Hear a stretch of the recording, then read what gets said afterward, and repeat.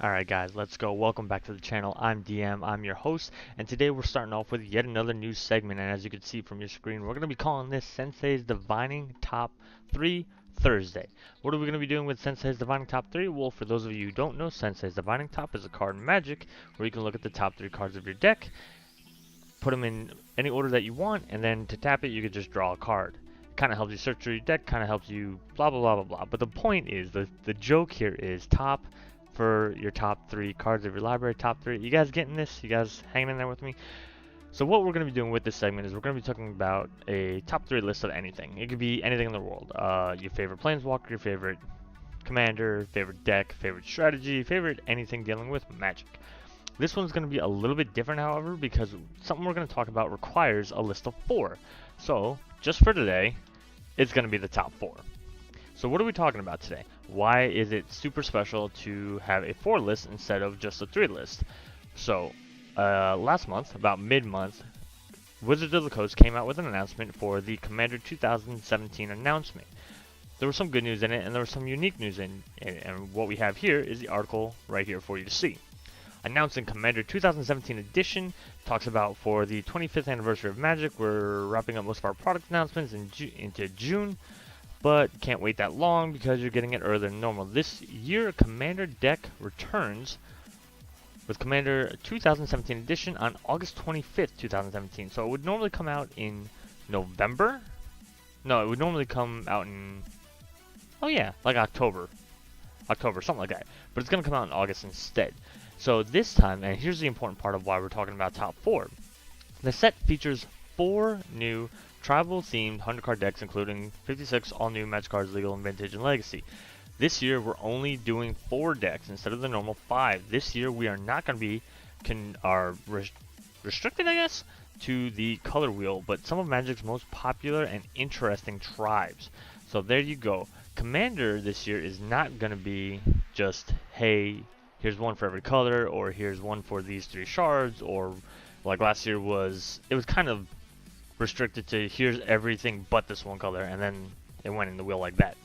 They're not doing it this year, they're doing it a little bit differently, so we're going to have a top 4 to talk about what I believe some interesting combinations of colors would be for the 4 tribes. So with that being said, the first one I want to talk about is my personal favorite tribe, and it's also a very popular tribe in Magic the Gathering.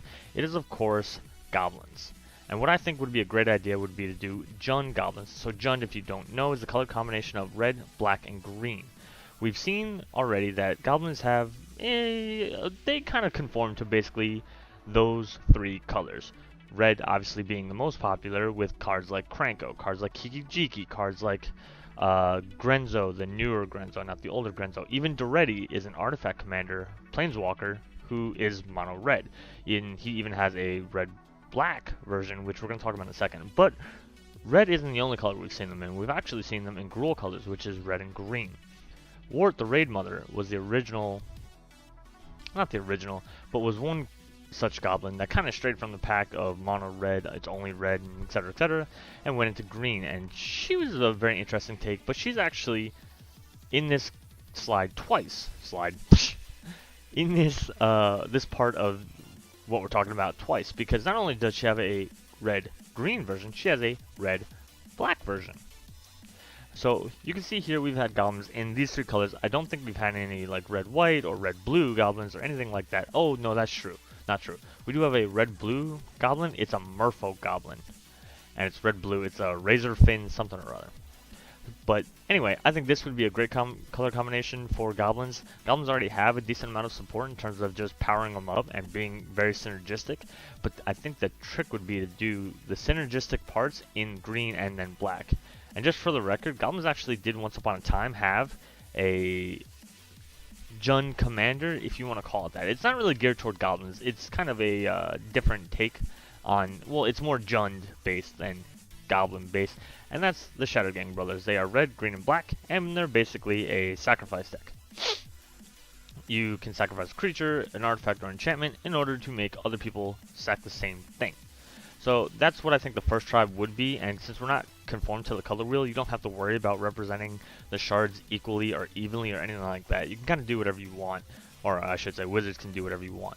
So I think that would probably be the most common one, since in their announcement they did talk about there being the popular tribes. And of course, we all know in Magic, to go into the second part of this, there's no tribe more popular than, of course, elves. And we all, of course, all know that elves have mono green. Just like goblins have mono red, elves have mono green. Azuri is probably one of the more popular elf commanders, but he's definitely not the only one. There's Rishkar from Kaladesh now, there is Dwayne, there is Yeva, there is Freylis for Planeswalkers, and there's a couple other ones. So all in all, there is a decent amount of mono green elves, but there's also some elves that have gone out to other colors, namely being green white. Riss the Redeemed, Savala. There's a couple other ones. There's Tazmir, the Wolfblood, I believe, who's green white, but he's kind of like color tribal. He gives other green creatures +1/+1, other white creatures +1/+1, and then he can make a 2/2 green white elf legendary token, which I forget what Tazmir's wolf legendary token is. It's kind of like Kari Zev with Ragavan, Ravagon, whatever. So already you see that we have a decent amount of green-white support.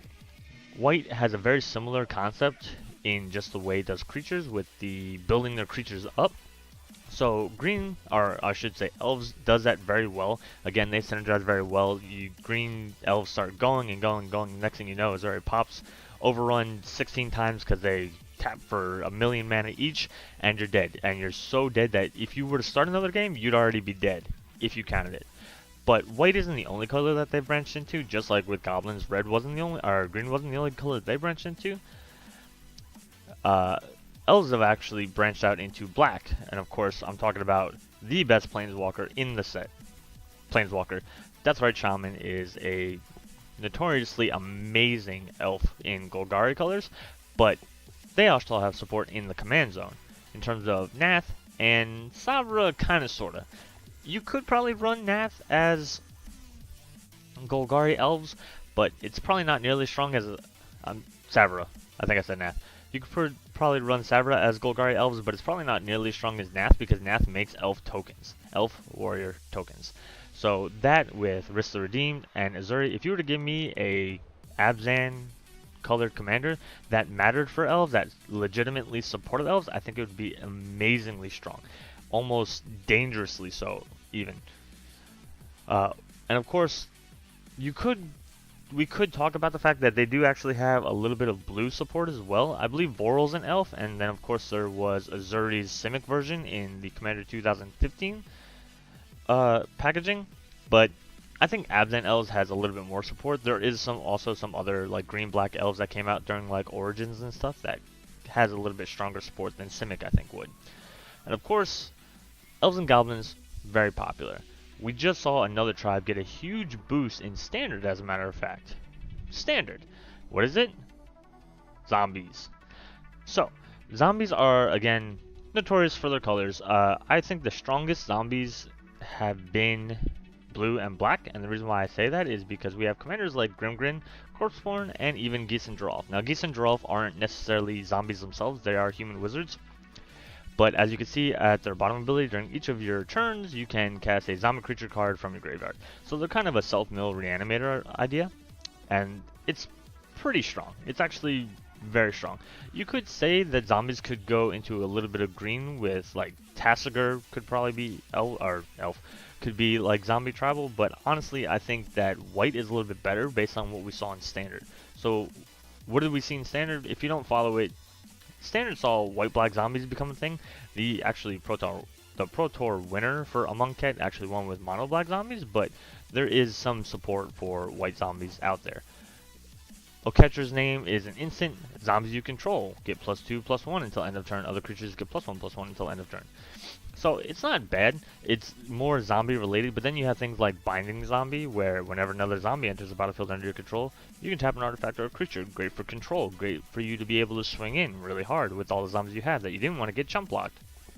Especially if you like,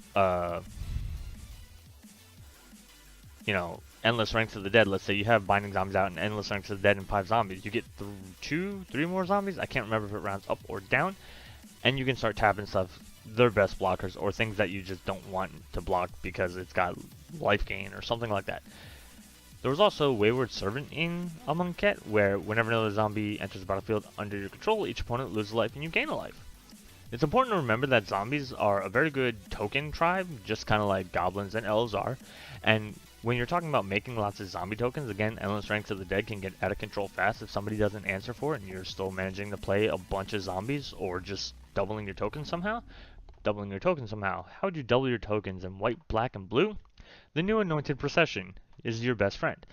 It's basically a token version of Doubling Season in mono white.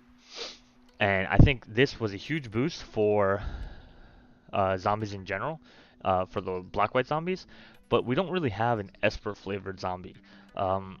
If I were to take an Esper commander and try to make it a zombie one, I'd probably choose a Laurel and leave him in the command zone. Honestly, I wouldn't really need to use him because he just sits there and that's all you need from him is for him just to sit in the command zone, gain you life, and he gives you all the colors that you need for all your zombie stuff. But to get, again, just like Shattered Gang Brothers was for goblins, it's not really a zombie commander. I mean, zombies, they do have some kind of life gain.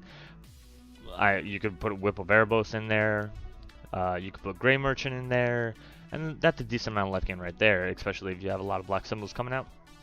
But it's not strictly a zombie tribal deck. It's not a tribal commander. And if you're gonna, call a product a zombie, or not a zombie, but a tribal product, that's what you want to do. You want to give people things that support the tribes that they're really hoping to see.